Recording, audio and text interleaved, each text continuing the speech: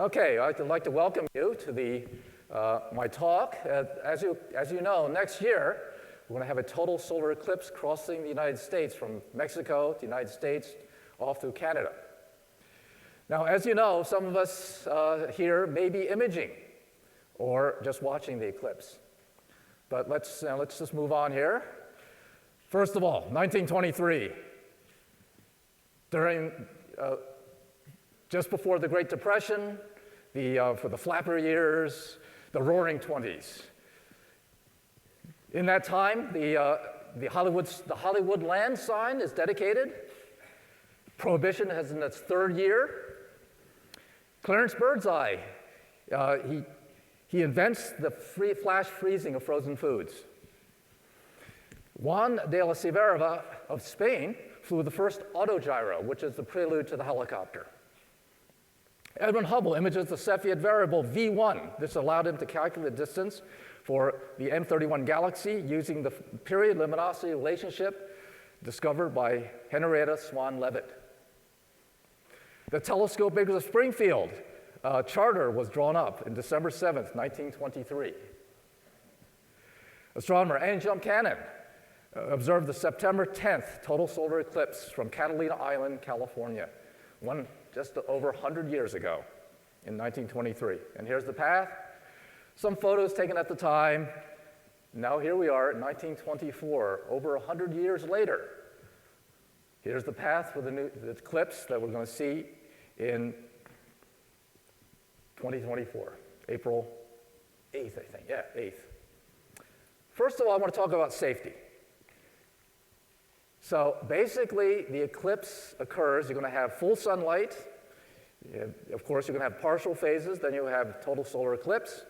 Then you're going to have, it will end, and then you have partial phases again. So during that time, you want to be able to have the filters from here to here, from here to here. You can use your naked eye or just image it at this point, but you have to have safety filters. So here are a couple of safety filters. The top filters we have are Botter filters that are put onto telescopes. And then on the bottom you have naked eye eclipse glasses, and never the twain shall meet.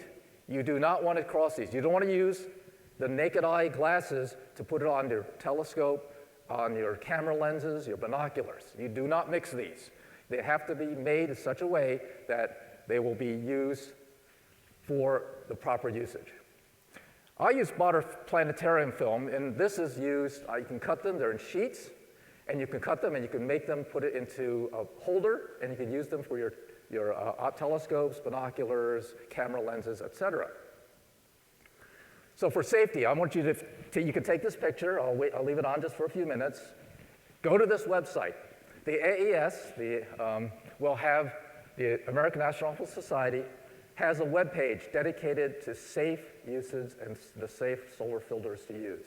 And they have links, so you can just click on the link and you can go to the vendors. Okay, for all you newbies out there, your first time, you should just kind of observe. Now this is using solar glasses, but during the partial phase, but you just want to observe it. You don't want to take pictures, through whatever method you use. However, if you're like me, using a telescope, you can use it with the proper filters. But, if you're an extreme photographer like me, with all the cameras that I use, you're going to have to take pictures. I mean, my first eclipse, I took photos. You got to plan. Now we got less than a year, but still, there's enough time to plan what you want to do. First of all, your target. Yes, that's what the target is. But it's not just the target, but what do you want to see in the eclipse? I mean, there are prominences on the edge. You got inner corona, polar brushes, outer corona. Or do you want to actually take a picture of the sky? Now, this is a planetarium program, the Sky Safari. And what I did is I took the image of that date. And you're going to see a couple of, Venus is going to be up, Jupiter, Saturn, so the planets are going to be visible in the sky at totality. And you can see these, or image them in my case. Or do you want to just take pictures of foreground objects, people, scenes? Or do you want to take an eclipse series? Take a picture of the full disk of the sun, partial phases. Or maybe you want to take movies.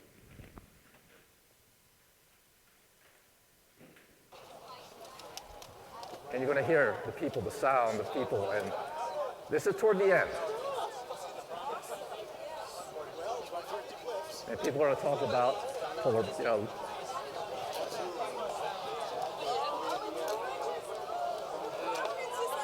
and we're coming to the end. Bailey's beads. And there's the diamond ring. Yeah. Okay, so again, planning solar filters. So again, as I told before, there are two types of solar filters. There's the mylar, which gives you kind of a whitish blue look to them. Then you have the glass solar filters, which give you like an orangish color to your images. And again, make sure you get the proper filters. Make sure that they are certified and they are the proper, because you don't want to use the wrong one and cause injury to your eyes. So let's talk about optics, focal length. So, taking camera lenses, we can use camera lenses for the event. You can partial for total. So 24 millimeter, well, that's the size, very tiny.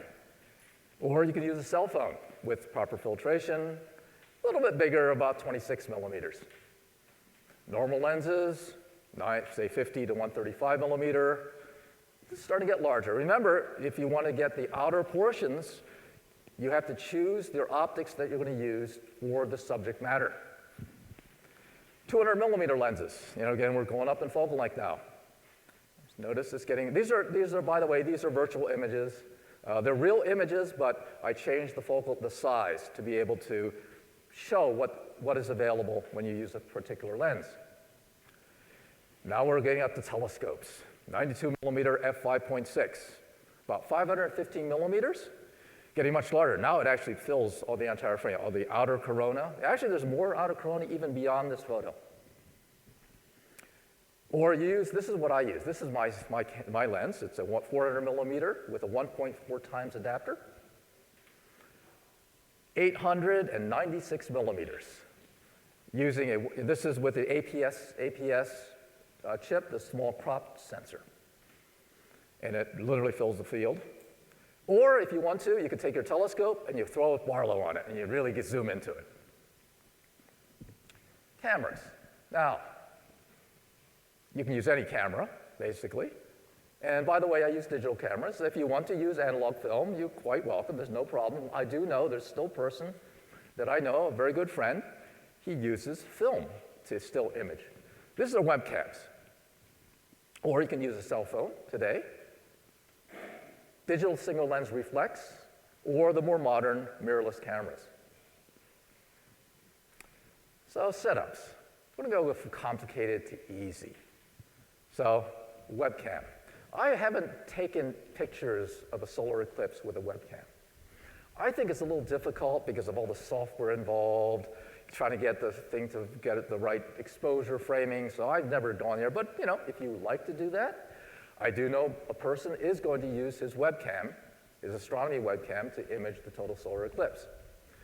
He has multiple cameras. He's going to use 3 cameras on his telescope platform. Some one's DSLR, another with the webcam, another with who knows what. DSLRs, equatorial mounts. So here it is, DSLR, along with an equatorial, and you allow it to track. So that's the advantage of using equatorial mounts. So you can use software to be able to take these pictures. So here's Backyard EOS, and here's Images Plus. And there may be others. These are just the 2 that I can use, that I know how to use to take these images. And you can make sequences.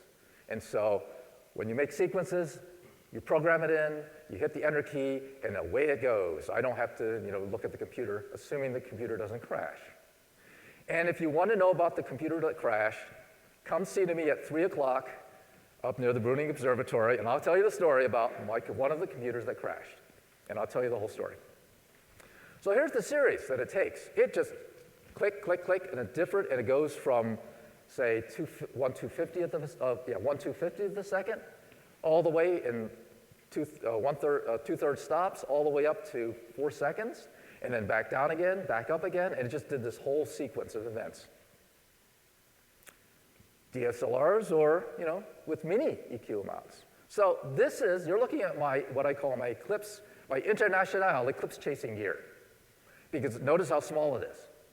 It has, a little carbon fiber tripod. It's got this little, Sky Patrol mount. In this case, I had a small intervalometer with a shutter release control with the DSLR camera in the back with my 400 with the 1.4 times adapter. It's portable. It's easy to carry in the plane. I don't have to lug all this equipment. So this has gone to Egypt. It has gone to China. It's gone to many places around the world. Again, you could also plug in to the camera. You could use Backyard EOS, program the sequence, and we'll take the sequences for you. Well, there's something new has come up since the last, for my Eclipse. I have not been able to go to all the eclipses, but I went to quite a few of them. But something new came up, which are the mini trackers, like the Iotron Sky Tracker. And these are nice in that they're even more portable than my little Sky Patrol German equatorial mount. So that was the Sky Tracker, and then here's the Pro version. The Pro version, what's nice about it, it's got these rates, sidereal, solar, and lunar rates. So what's nice is once you get a polar line, flick it to solar rate, it will track the sun better. And again, you can have a computer to take sequences. Let me talk about the lowly tripod. There's no tracking, it's bare bones, there's not much there. But it's amazing what you can do with a tripod. This was taken with that tripod. Took all the pictures, again, it was an automated sequence. I then sat, and actually, halfway through, I actually had to grab the tripod and just move it a little bit to center it again. But then when I got home, in post-production, I was able to stack a few of these pictures together to get this. And you see it. You got some prominence here. A little hard to see, like here's a prominence here. You can see inner corona, polar brushes, and then there will be outer corona. So don't discount the lowly tripod. And here's another thing, because the long exposure allowed me to take a picture, and if you can see, that's Earthshine. Very long exposure, 4 to 6 seconds. And then I was able to tweak a little bit. It's the true image. This is what you can see. Or with a shorter exposure, you can get some of the outer corona. So here's all the corona, the chromosphere, around the edge. That could be taken with just a tripod and a camera. New things have come up. The cell phone telescope setup. So way back, I bought an inexpensive, at the time, Iotron smartphone adapter. And what's nice about it, it has a lens. There's actually a lens in here on an 1.25" nose piece. You can adjust the cell phone around, put on a telescope in the socket for the 1.25". Also, today, they even have brand new ones, which have all these knobs and controls and adjustments. You can see on here, look at all those knobs and adjustments. This is a Celestron. It's a Next YZ universal 3-axis smartphone adapter. And I used this just a few weeks ago to try to take a picture of the sun. It's amazing. It's so easy to be able to adjust all the axes and get the lens of the cell phone right in the center. And here I'm using it attached to a Daystar 80mm refractor. And oh, by the way, so I took, so you saw the picture before, which was the orange sun. Well, that was taken with a setup. It wasn't even tracking. One of the nice things about the sun is during some of the phases, especially during the partial phases, it's very bright. The image is very bright. You don't need a lot of long exposures. Although, when you adjust your aperture, and we'll talk about that later, you're going to use a smaller ISO. like 200 or 400 to get the highest quality image in your DSLR, for DSLRs. So here's a tripod setup for a cell phone. So I was experimenting this year, and so in this experiment, I bought a couple of little adapters for cell phones. So you can see it here. We have two adapters here. One was a Ilon cell phone adapter for $8. Then went to the other extreme is the Ulanzi cell phone, $30. So I'm going to see throughout the years, I'm going to see which one will hold up. The other one is all plastic, the Alum, so let's go back. This is all plastic except for the tripod adapter and the screw which pulls in, that holds the phone. This is all aluminum. There's not a piece of plastic on this thing. So you get on the site, and let's say if you can get there early, like the night before, and set up your system, you can get really good polar alignment for a German equatorial mount. Sometimes you don't have that option. So here's how you do it. This is a quick, easy method. There are other methods, but I find this one to be nice. So if your tripod you want to level it. So if you have a bubble level like this one, level the tripod. If you don't, then you have to use the little levels, and you have to do it in both axes to get it right. Then you find out your latitude of your local location, and you adjust the angle. And I use this just an angle adjuster. By the way, I've had this since Egypt, which was what? Oh, geez, how many years ago? 2006, thank you. So that's what I use in Egypt. I use a compass, I use this angle finder, and I had a GPS at the time, because cell phones at the time didn't have GPS on them. Today they do, so you can find your location. So here's a compass, and you adjust it to a magnetic declination. That's different in different parts of the world. So you have to find out for your location what your magnetic declination is and adjust it, because you have two things. You have magnetic north and you have true north, and you want to be on true north, and so there's a declination angle difference. Now, you can still get off a little, it won't be exactly totally accurate, but it'll still work. So you can use it with German equatorial mounts. In this case, I use it with the Sky Tracker. So let's actually go through a virtual Eclipse session. So here are the automation checklist. If you want to use a computer, or you want to use your camera hooked to, say, a computerized system, or an intervalometer, or such things. Shutter mode, manual, shutter speed bulb, low ISO 200 to 400. You want to be RAW. You don't want to be JPEG if you're really serious about taking really high quality images. Because RAW is the digital, it's the digital equivalent of negatives. Mirror lockup. You don't have to have the mirror lockup, I find. On some cameras are very, very light in their flip. This is a DSLR. If you have a mirrorless, you don't have to worry about it. So auto power off. You don't want to have it power down 1 minute into the Eclipse. Flash, we don't want any flashes on the field, please. It's not going to illuminate the partial side of the moon. I'm sorry.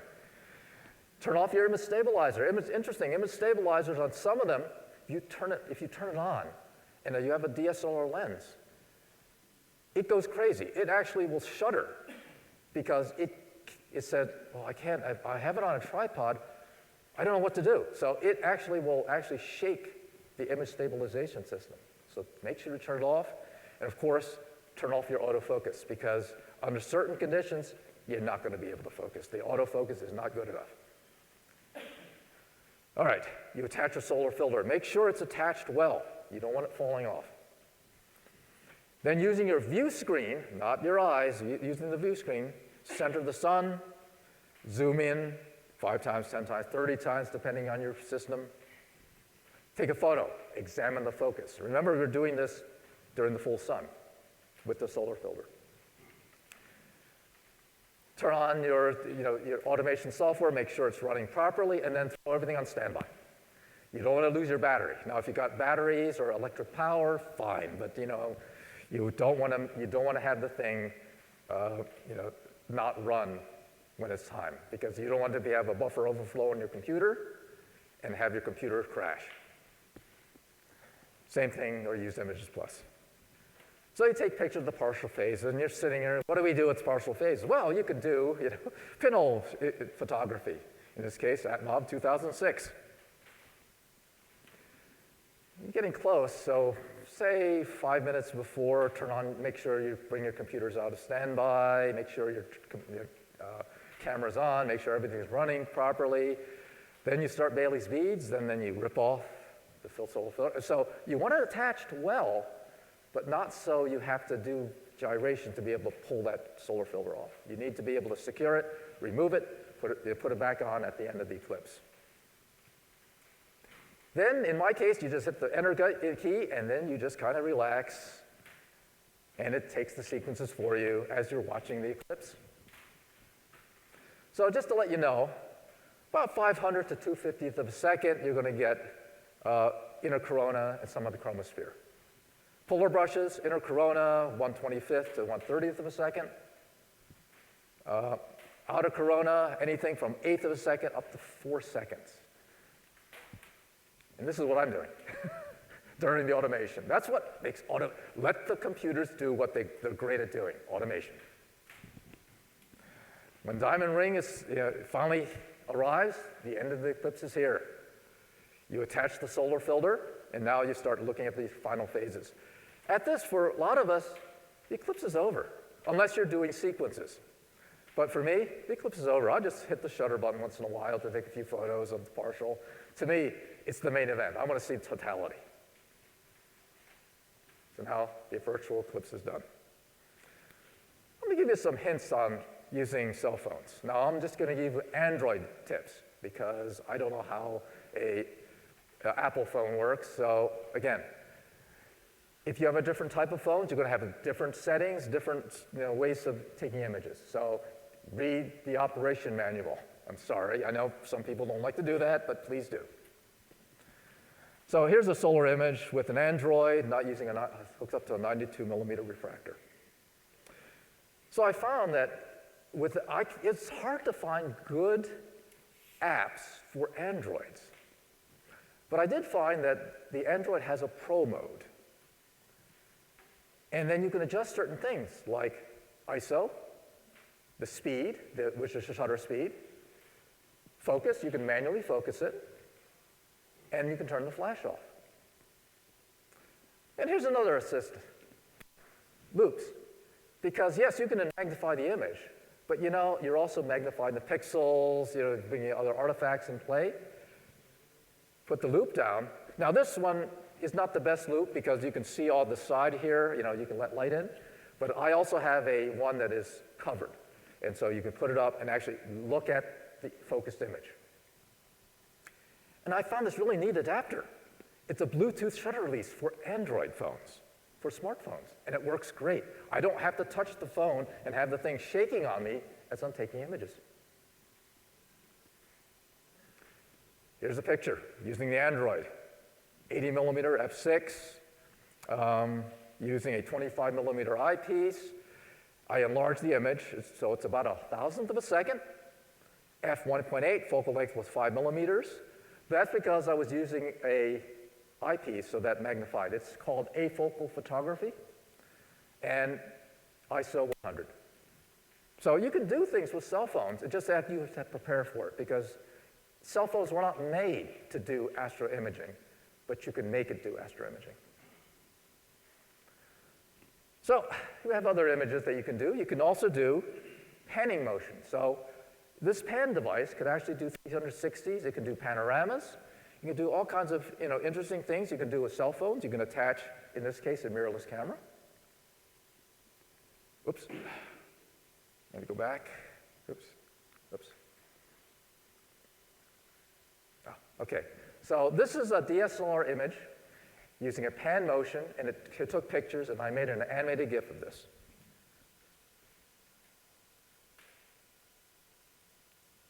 It takes about 11 seconds to start up. There's a lot of pictures that's trying to load up.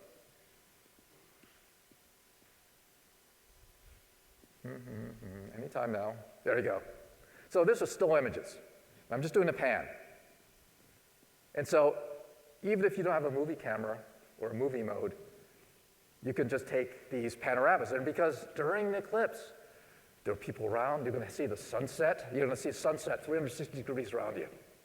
You're going to see the sky. You're going to see people. You're going to see structures. So these are the things that are, really nice. Now, I did take a movie using the cell phone, but I don't have the right converters, and it just didn't import into the PowerPoint. But I do have it, I think I have it on the computer, so maybe I can show it later. Problems, things go wrong. And here's another one. You forgot your card. It's sitting at the hotel room. It's sitting at home. It's sitting somewhere. Or the card is full. Make sure you clean off the card before you go on the trip. Or it has a cryptic error. And this is, this is Japanese, but it doesn't matter. These messages are cryptic. Everybody uses a Microsoft cryptic message, how much information it gives. Same thing. So, our club, the Amateur Telescope Makers of Boston, we have a member named Rich Nugent, and he said, "Astronomy waits for no one."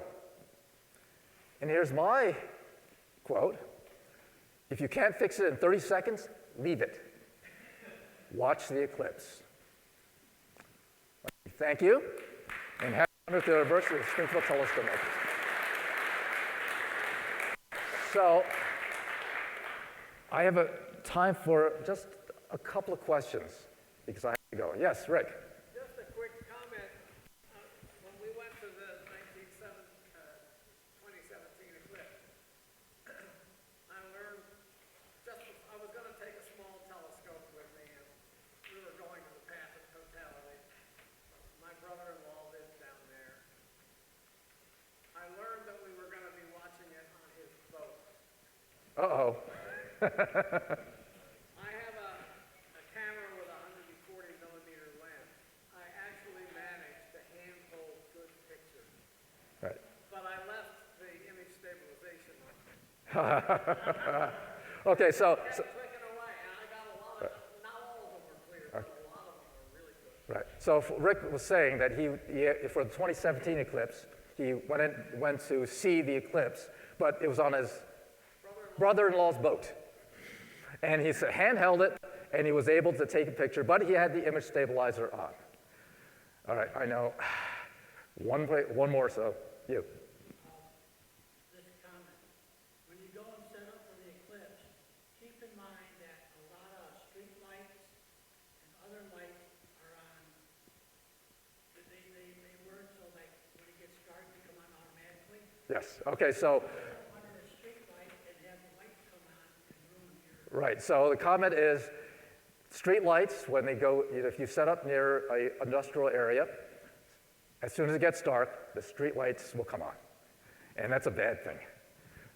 So you want to try to set up away from street lights if you can. Sometimes you can't, but just be aware of that situation. So one more, the last one.